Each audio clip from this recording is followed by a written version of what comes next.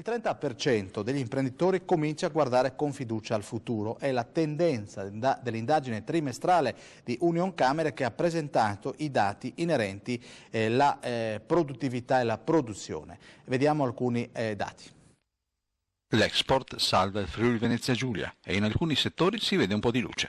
Il vitivinicolo è ok, aumento del 2,6%, come l'industriale, che vede un aumento del 3% e un 30% degli imprenditori guarda con ottimismo il resto dell'anno. Sì, cominciamo a avere qualche luce. Il dato positivo è che soprattutto nel settore del commercio con l'estero e il rapporto fra import-export ci dà una bilancia dei pagamenti regionali positiva. È già il secondo o il terzo trimestre che il dato comunque è abbastanza interessante. Su questo trimestre abbiamo riscontrato dei dati che ci pongono a livelli superiori addirittura al Veneto, quindi speriamo che questo sia di buon auspicio affinché soprattutto il settore manifatturiero ma anche l'agroalimentare che esporta possano ripartire con quei trend ai quali eravamo abituati. La domanda interna langue invece?